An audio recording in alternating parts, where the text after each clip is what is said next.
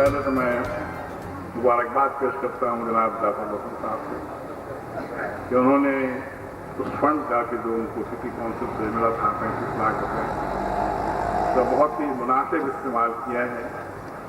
अपनी यूसी के अंदर 4 जगह पर सीवरेज की लाइन डालकर इस तरीके से इन 4 आबादियों के सीवरेज की मसाइल हल। मैंने अपनी गुफ्तगू का आगाज़ कुरान करीम की उस आयत से किया है जिसमें अल्लाह ताला ने मुसलमानों को हुक्म दिया है कि तुम जब भी अमानतें सुपुर्द करो अहल लोगों के सुपुर्द करो।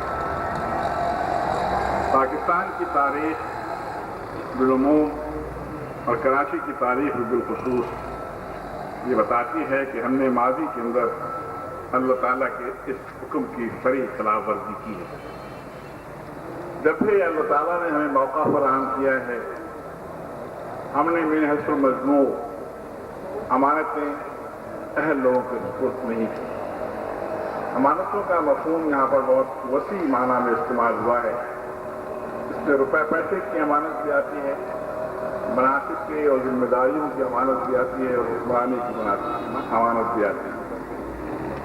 हमने जब कभी भी माजी में ये मौका मिला है हम और आप खुद इस बात की गवाही दे सकते हैं कि हमने अल्लाह ताला के मुकर्रर और मुतय्यन किए हुए मेयार के बरखिलाफ हमेशा मनसब, जिम्मेदारी और हुक्मरानी की अमानतें जिन लोगों के सुपुर्द की और जिनको मेयारों पर परखा वो मेयार उस मेयार से मुख्तलिफ थे जो अल्लाह ताला ने हमें कुरान करीम के अंदर मुतय्यन कर दिया है।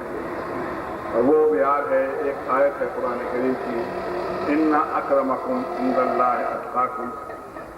अल्लाह ताला के नज़दीक तुम्हें सबसे ज़्यादा मुकर्रम और मोहतरम वो है जिसके अंदर तक़वा की सिफत है, जिसमें खुदा का खौफ है और आखिरत का खौफ है।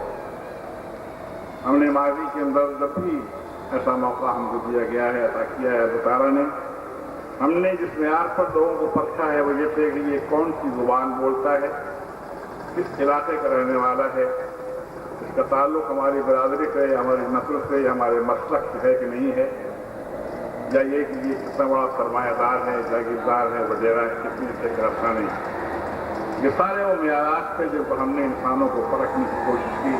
और जाहिर है जब अल्लाह ताला के हुक्म के खिलाफ दूसरे मेयारों पर इंसानों को परखा जाएगा और अमानतें अहल लोगों के सुपुर्द नहीं की जाएंगी तो उसका खमियाजा भी फिर वही लोग भुगतते हैं कि जो इस काम के अंदर शरीक होते हैं।